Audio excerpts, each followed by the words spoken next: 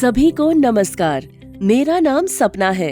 मैं एक SRLM में मेंटर हूँ। सभी को नमस्ते और मैं कुसुम हूँ। मैं एक वित्त सखी हूँ और फील्ड में काम करती हूँ। मेरे कार्य में मेंटर सपना मैडम मेरी मदद करती हैं।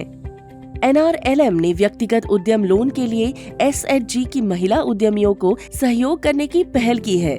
मैं और मेरी वित्त सखी कुसुम इससे संबंधित विभिन्न पहलुओं पर चर्चा करेंगे और हमें उम्मीद है कि आप सभी को भी हमारी बातचीत उपयोगी लगेगी। तो चलिए शुरू करते हैं।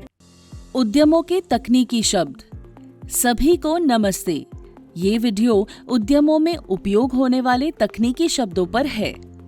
इस वीडियो में हम सीखेंगे बिक्री, खरीद, बेचे गए माल की लागत, परिवर्तनीय और निश्चित लागत, सकल लाभ या मार्जिन और शुद्ध लाभ, इन्वेंट्री या स्टॉक, कैश और क्रेडिट खरीद और बिक्री। वित्त सखियों के साथ साथ NRLM अधिकारियों और सलाहकारियों के लिए उद्यमों में उपयोग किए जाने वाले तकनीकी शब्द को समझना महत्वपूर्ण है। उद्यम की तकनीकी जानकारी होने से वित्त सखियों और अधिकारियों को ऋण आवेदनों को सही ढंग से भरने में मदद मिलेगी। ये ऋण के लिए बैंकरों की तकनीकी आवश्यकताओं को बेहतर ढंग से समझने और उन्हें पूरे करने में भी मदद करेगा। तो चलिए शुरू करते हैं। पहला शब्द है बिक्री, जिसे सेल्स भी कहते हैं। बिक्री माल या सेवाओं की बिक्री किसी उद्यम के लिए आय का स्रोत होती है। वित्तीय विवरण में सेल्स का मतलब उद्यम की आय होता है। ये आय एक निश्चित अवधि की होती है। खरीद या परचेज। खरीद उन वस्तुओं या सेवाओं की लागत को कहते हैं जो एक अवधि के भीतर एक उद्यम द्वारा खरीदी गई। उद्यम को अपने उत्पाद या सेवाओं को प्रदान करने के लिए कच्चे माल या सेवा की जरूरत होती है, जिसे उसे खरीदना होता है। इस माल की लागत को खरीद कहते हैं। अंग्रेजी में इसे परचेज कहते हैं। उदाहरण के लिए एक दुकानदार एक आपूर्तिकर्ता यानी कि सप्लायर से सामान खरीदता है। वो इन सामानों के लिए भुगतान करता है। ये खरीद होता है। इसके बाद दुकानदार अपने खरीदारों को सामान बेचता है। इसके लिए उसे अपने ग्राहक से भुगतान मिलता है। ये उस उद्यम की बिक्री है। बेचे गए माल की लागत।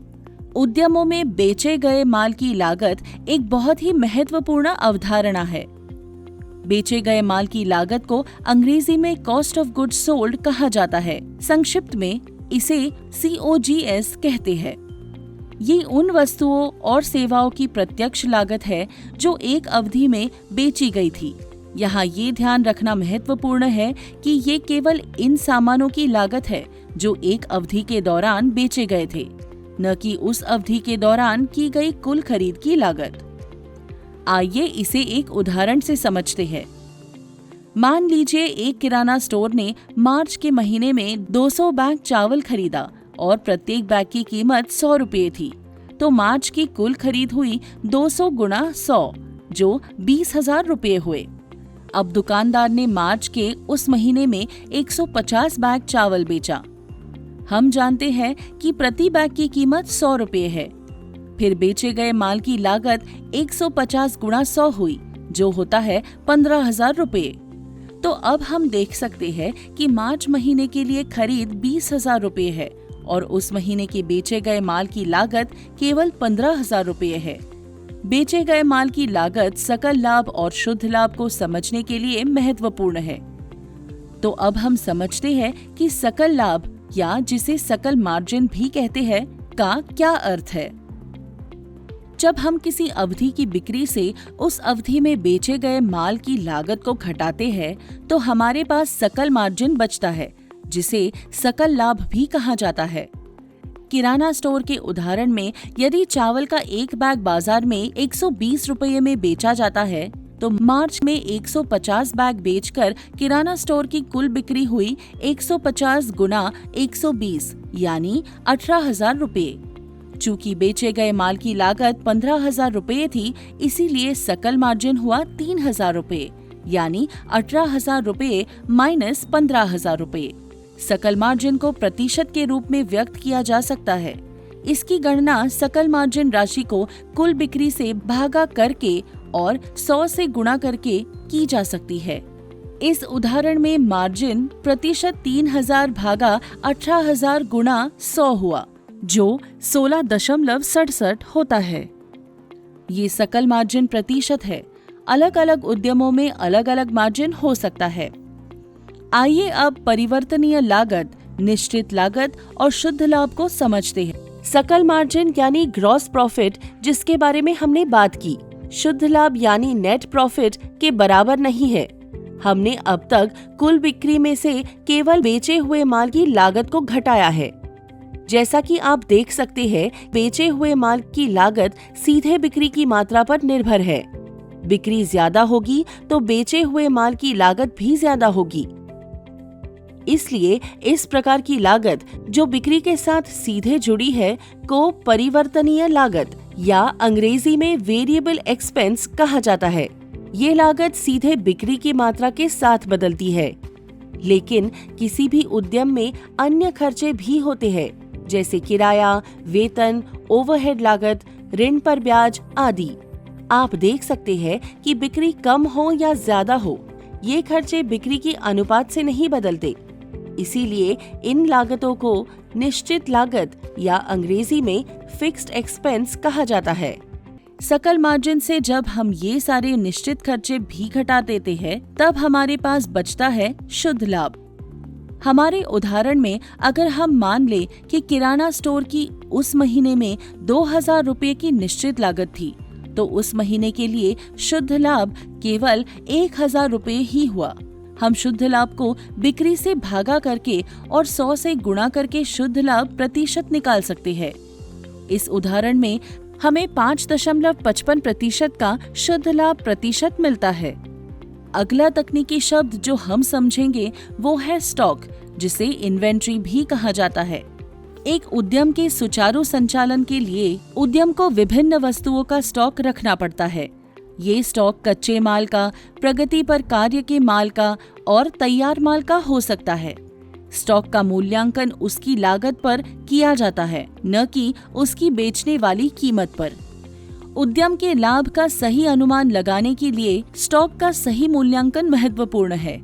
स्टॉक का सही अनुमान बेचे गए माल की मात्रा और बेचे गए माल की लागत का अनुमान लगाने में मदद करता है। आइए इसे एक उदाहरण से समझते हैं। मान लीजिए 1 मार्च को आपके स्टॉक में चावल के 20 बैग थे। हम इसे मार्च का ओपनिंग स्टॉक कहते हैं। फिर मार्च के महीने के दौरान आपने 220 बैग चावल खरीदा। आपने महीने के दौरान चावल के कुछ बैग बेचे भी, और मार्च के अंतिम दिन यानी 31 मार्च को आपके पास स्टॉक में 50 बैग बचे थे। हम इसे मार्च का क्लोजिंग स्टॉक कहते हैं। तो क्या आप बता सकते हैं कि मार्च में कितने बैग बेचे गए? आप यहाँ वीडियो को रोक सकते हैं और सोच सकते हैं। बेचे गए माल को निकालने के लिए हम पहले ओपनिंग स्टॉक लेकर उसमें जो माल उस अवधि में खरीदा गया उसे जोड़ सकते हैं। अब इसमें से अगर बचे हुए माल का स्टॉक घटा दे, यानी कि क्लोजिंग स्टॉक घटा दे, तो हमें कितना माल बिका वो पता चल जाएगा। तो इसी तरह इस उदाहरण में हम देख सकते हैं कि मार्च में कुल 190 बैग बेचे गए। अब मान लीजिए प्रत्येक बैग की लागत 100 रुपये थी, तो हम बेचे गए माल की लागत का अनुमान लगा सकते हैं, जैसे कि दिखाया गया है। शुरुआती स्टॉक के मूल्य में खरीद के मूल्य को जोड़कर और अंत के स्टॉक के मूल्य को घटाकर भी इसका अनुमान लगा सकते हैं। तो यहाँ दिखाए गए सूत्र से हम देख सकते हैं कि बेचे गए माल की लागत शुरुआती स्टॉक और अंत के स्टॉक की गणना पर निर्भर है। इसलिए स्टॉक का सही मूल्यांकन लागत और लाभ के सही गणना के लिए जरूरी है। एक अंतिम अवधारणा जिसे हम इस वीडियो में समझेंगे वो है कैश और क्रेडिट, बिक्री या खरीद। कोई भी बिक्री जिसमें बिक्री के समय ही तुरंत भुगतान प्राप्त होता है उसे कैश बिक्री कहा जाता है। दूसरी ओर कोई भी बिक्री जिसमें भुगतान तुरंत प्राप्त नहीं होता है, यानी कि उधारी पर बिक्री होती है, उसे क्रेडिट सेल कहा जाता है। जिस पार्टी पर उद्यम का पैसा बकाया होता है उसे उद्यम का देनदार या अंग्रेजी में डेटर कहा जाता है। इसी तरह यदि किसी भी खरीद में खरीद के समय तुरंत भुगतान किया जाता है तो इसे कैश खरीद कहा जाता है। लेकिन अगर भुगतान खरीद के वक्त नहीं किया जाता और भविष्य में करना होता है यानी कि उधारी पर खरीद, तो इसे क्रेडिट खरीद कहा जाता है।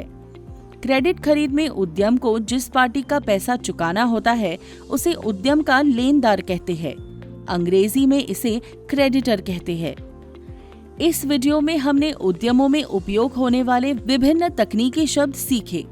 हमने सीखा बिक्री, खरीद, बेचे गए माल की लागत, परिवर्तनीय और निश्चित लागत, सकल लाभ या मार्जिन और शुद्ध लाभ, इन्वेंट्री या स्टॉक, कैश और क्रेडिट खरीद और बिक्री।